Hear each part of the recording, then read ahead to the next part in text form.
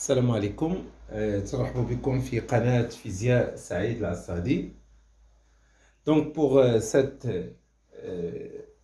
science, donc on va faire un petit rappel concernant le comportement global d'un circuit et surtout la distribution de l'énergie au niveau d'un récepteur. Donc c'est quoi un récepteur? Donc, un récepteur, la définition, un récepteur est un dipôle qui reçoit l'énergie électrique. Donc, quand on dit qu'il reçoit l'énergie électrique, c'est-à-dire le générateur fournit une énergie et cette énergie doit être reçue par un récepteur. Donc, un récepteur est un dipôle qui reçoit l'énergie électrique et la convertit, il la convertit, il la transforme en une autre forme de l'énergie, en plus de l'énergie thermique. Donc, chaque récepteur reçoit l'énergie, et il la convertit en deux formes d'énergie, en deux types d'énergie. C'est l'énergie utile plus l'énergie, une partie d'énergie dissipée par effet Joule, ce qu'on appelle l'énergie thermique. Donc, exemple des récepteurs. Donc, on a un moteur, ça c'est le symbole d'un moteur. Ça c'est le symbole d'un électrolyseur. Ça c'est la lampe, misbah, conducteur ohmique caractérisé par sa résistance. Le moteur il est caractérisé par la force contre-électromotrice E' et sa résistance R'. De même pour un électrolyseur. Donc un électrolyseur caractérisé par E', R'. غير وشنو بالنسبة للموتور il reçoit l'énergie il la convertit en énergie mécanique لأن le moteur ça tourne donc c'est d'or plus une partie de l'énergie thermique. L'électrolyseur, on utilise l'électrolyseur dans la chimie lorsqu'on fait l'électrolyse donc à des terminales. L'électrolyseur il reçoit l'énergie et la convertit en énergie chimique plus l'énergie thermique. Ça c'est une lampe misbah. Ça, c'est une résistance.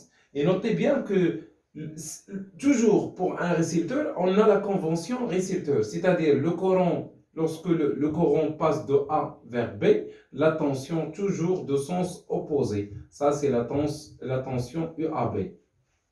De même pour la lampe, pour la résistance. Il y a ce qu'on appelle la loi d'Ohm. La loi d'Ohm, قانون Ohm, بالنسبة le moteur et l'électrolyseur, on utilise cette expression. Donc UAB, la tension aux bornes du moteur ou bien d'un électrolyseur est égale à E' plus R' fois I. Et pour une résistance, UAB est égal à R fois I. Pour la lampe, ما عندوش une relation loi d'Ohm. Donc هذا تسمى la loi d'Ohm pour un récepteur. هذه la relation pour le moteur et pour l'électrolyseur. E', c'est la force contre-électromotrice.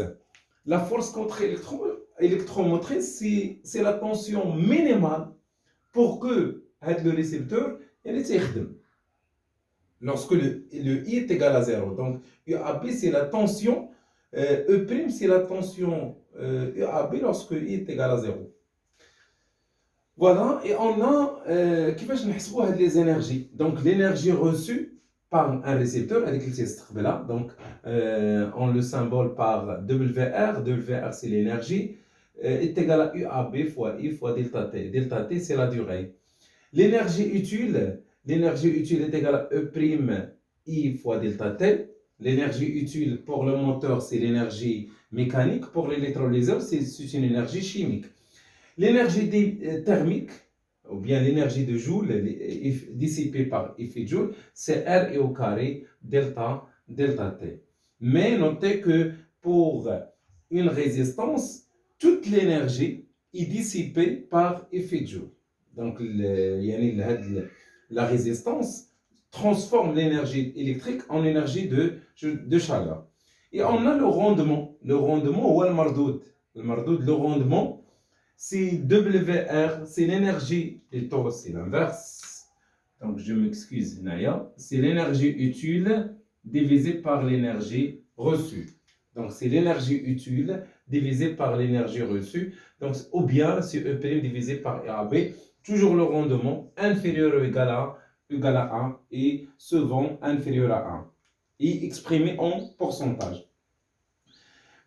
Pour les puissances, l'énergie, la puissance, je divise par delta T. Donc la puissance reçue, c'est UAB fois I. La puissance utile, E' fois I. La puissance thermique, c'est RI au carré. Donc on va tout de suite faire un exemple. Donc passons à un exemple concernant l'énergie ou bien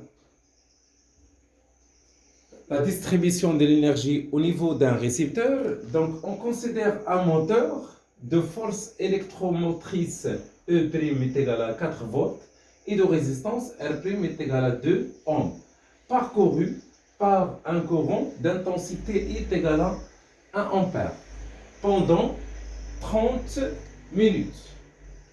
Donc, la tension aux bornes du moteur, c'est E'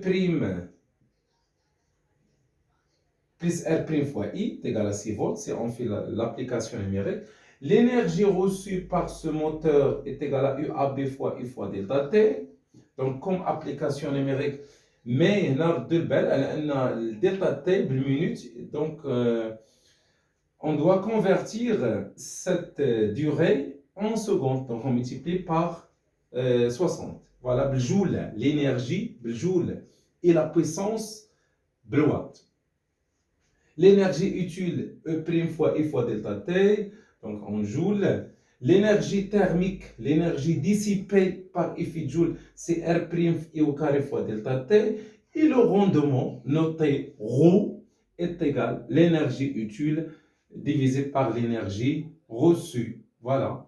Et le rendement sans unité est exprimé souvent en pourcentage. C'est-à-dire que داكشي اللي لقينا تنضربوه في 100 باش نحولوه للبورسنتاج. إلا بغينا ننتقلوا من طبيعة الحال من les énergies les puissances, donc c'est facile. Donc la puissance c'est l'énergie divisée par delta T. Voilà. La puissance comme unité, c'est watt. Le watt. Voilà. Donc, par exemple, la puissance reçue est égale à l'énergie reçue divisée par delta T, ce qui donne UAB fois I. On élimine tout simplement le delta T, c'est-à-dire la durée. Donc, la puissance signifie la vitesse de transfert de l'énergie. Donc, la puissance utile est égale à W utile sur delta T est égale à E' fois I. Et la puissance thermique, c'est l'énergie thermique divisée par delta T, c'est R' fois I au carré. Mais faites attention que l'énergie toujours reçue est égale à l'énergie utile plus l'énergie thermique. Et de même pour la puissance. La puissance reçue par un récepteur est égale à la puissance utile plus la puissance thermique. Il y a toujours conservation de l'énergie. Voilà, merci pour votre attention et à la prochaine vidéo. Bihawlillah.